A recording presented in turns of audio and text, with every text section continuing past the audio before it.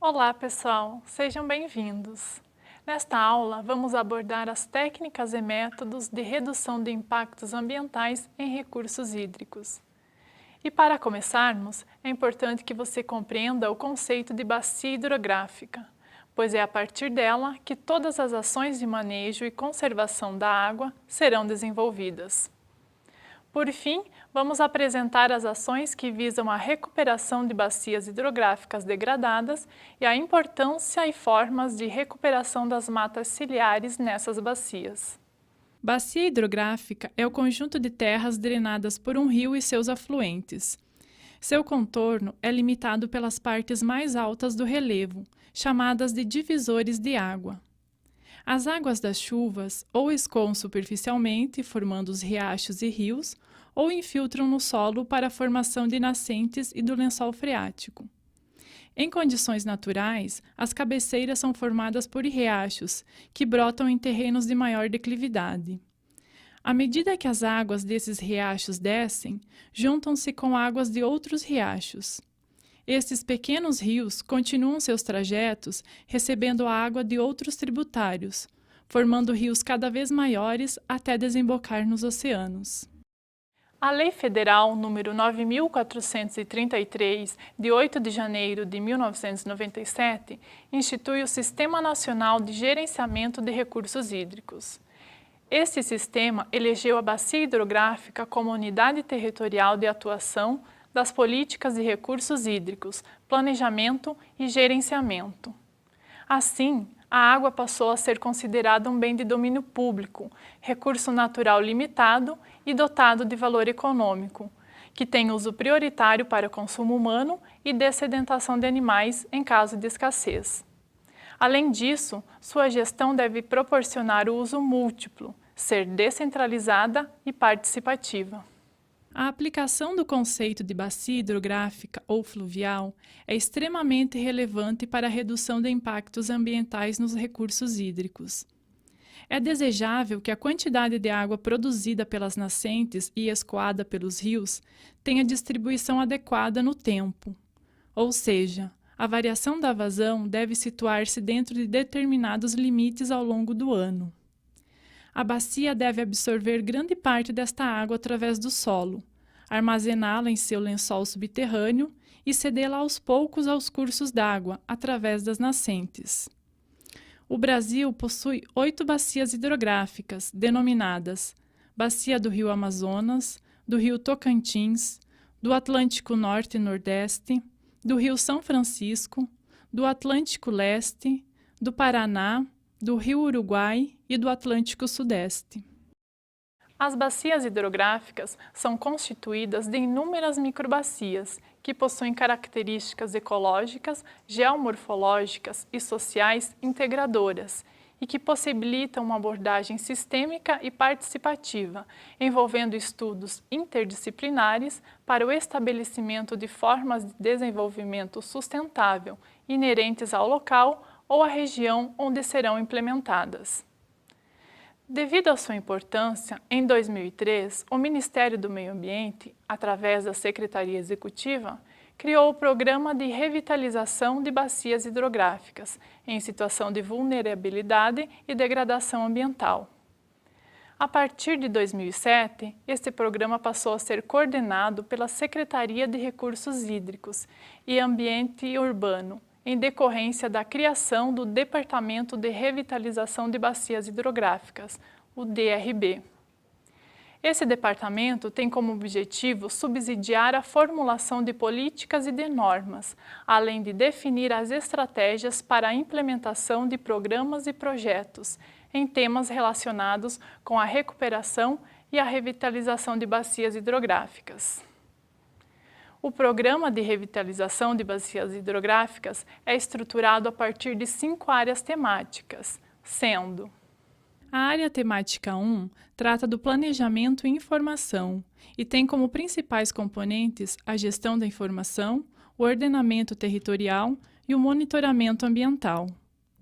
A área temática 2 trata do fortalecimento institucional e socioambiental e tem como principais componentes a educação ambiental, a articulação institucional e a questão das comunidades tradicionais e indígenas. A área temática 3 trata da proteção e uso sustentável dos recursos naturais e tem como principais componentes a conservação do solo e da água, a recuperação da cobertura vegetal, a definição de unidades de conservação e a conservação e uso da biodiversidade. A área temática 4 trata do saneamento, controle da poluição e obras hídricas, e tem como principais componentes o esgotamento sanitário, resíduos sólidos, o controle da poluição e as obras hídricas. A área temática 5 trata da economia sustentável e tem como principais componentes o turismo sustentável, a agricultura e reforma agrária sustentável, a convivência com o semiárido e a gestão sustentável dos recursos pesqueiros. Esta visão integrada por parte dos planejadores, assim como dos produtores rurais, evidencia a lógica da interligação biofísica entre as ações desenvolvidas na microbacia e as reações do sistema. Podemos tomar como exemplo as alterações feitas por um agricultor nas práticas de manejo em determinadas áreas da microbacia. Estas ações podem acarretar melhoria ou comprometimento da qualidade da água utilizada por outros produtores e para outros fins. Na microbacia, a água representa o componente unificador de integração no manejo, devido à sua estreita relação com outros recursos ambientais, especialmente a floresta ciliar. Desta forma, somente o planejamento e execução de ações de restauração das matas ciliares, considerando a microbacia como área de intervenção e não as propriedades rurais individualmente, proporcionam resultados efetivos e abrangentes para a conservação do solo, da biodiversidade e, consequentemente, para a preservação dos recursos hídricos. Veremos agora a segunda forma de ação relacionada à conservação da água, a recuperação das matas ciliares nas microbacias hidrográficas. As duas principais funções ecológicas e hidrológicas das matas ciliares em uma microbacia são o armazenamento de água, diminuindo o risco da falta d'água nas estações secas do ano, e a manutenção da qualidade da água dos rios da microbacia. As matas ciliares funcionam como filtros, retendo sedimentos e poluentes das áreas agrícolas e urbanas adjacentes, pois os sedimentos e poluentes transportados através do escoamento superficial ou enxurrada são depositados na vegetação localizada nas margens dos rios. Além dessa ação física de filtragem de sedimentos e nutrientes, as matas ciliares podem também exercer uma filtragem biológica através da captação pelas raízes da floresta ou pelos micro-organismos do solo de nutrientes liberados dos ecossistemas terrestres, que chegam aos rios através do seu transporte em solução no escoamento subsuperficial. Porém, vale ressaltar que esta ação de proteção dos recursos hídricos das matas ciliares não ocorre quando a contaminação se origina de fontes pontuais, como, por exemplo, lançamento de esgoto não tratado nos rios e córregos de muitos municípios brasileiros. A recuperação de matas ciliares é uma recomendação técnica para a redução de impactos ambientais nos recursos hídricos, pois promove a criação de microhabitats favoráveis para alguns organismos aquáticos, resultantes da queda de galhos, troncos e folhas de árvores da floresta ciliar. O abastecimento do rio com materiais orgânicos, frutos e folhas, que servem de alimento aos peixes e insetos.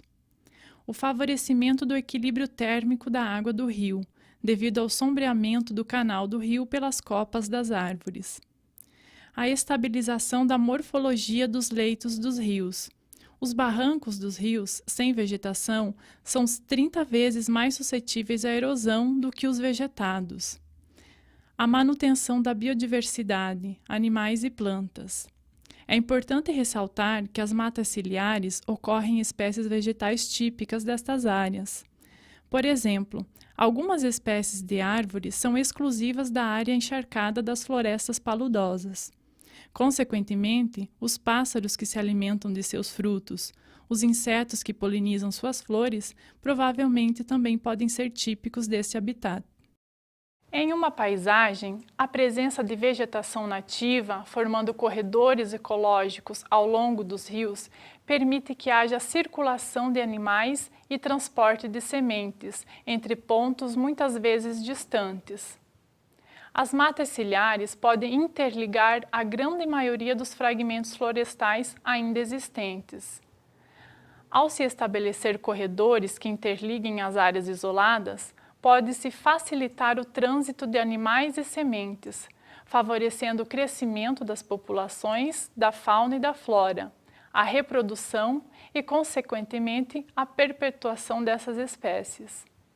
Em uma microbacia hidrográfica, a presença da vegetação ciliar não é, por si só, garantia de proteção dos recursos hídricos. Outras medidas integradas devem ser consideradas para que não ocorra uma sobrecarga à mata ciliar e, assim, a consequente degradação deste importante ecossistema.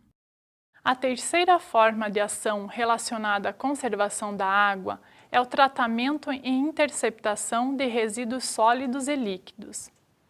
No Brasil, 49% do esgoto produzido é coletado através de rede e somente 10% do esgoto total é tratado. O resultado é que as regiões metropolitanas e grandes cidades concentram grandes volumes de esgoto coletado, que é despejado sem tratamento nos rios e mares, que servem de corpos receptores. Como consequência disso, a poluição das águas que cercam nossas maiores áreas urbanas é bastante elevada, dificultando e encarecendo cada vez mais a própria captação de água para o abastecimento. Como principal técnica para a redução deste impacto ambiental nos recursos hídricos, temos a implantação de estação de tratamento de esgotos, que tem por objetivo a remoção dos principais poluentes presentes nas águas residuárias, retornando-as ao corpo d'água sem alteração de sua qualidade. As águas residuárias de uma cidade compõem-se dos esgotos sanitários e industriais, sendo que estes, em caso de geração de efluentes muito tóxicos, devem ser tratados em unidades das próprias indústrias. O parâmetro mais utilizado para definir um esgoto sanitário ou industrial é a demanda bioquímica por oxigênio, a DBO. Quanto maior a DBO, maior a poluição orgânica que o esgoto contém. A importância em se definir esse parâmetro se deve ao fato de que a matéria orgânica confere ao esgoto sanitário suas principais características. A composição do esgoto é bastante variável, apresentando maior teor de impurezas durante o dia e menor durante a noite. E a escolha do sistema de tratamento é função das condições estabelecidas para a qualidade da água dos corpos receptores. Além disso, qualquer projeto de sistema de tratamento deve estar baseado no conhecimento de diversas variáveis do esgoto a ser tratado, tais como a vazão, o pH, a temperatura, o DBO, entre outros. Ao se definir um processo de tratamento, deve-se considerar a eficiência na remoção de DBO e coliformes, a disponibilidade da área para sua instalação, os custos operacionais, especialmente energia elétrica, e a quantidade de lodo gerado. Na implantação de um sistema de esgotamento sanitário, compreendendo também a rede coletora, a estação de tratamento representa cerca de 20% do custo total. Assim, encerramos a aula de hoje. Bons estudos e até a próxima!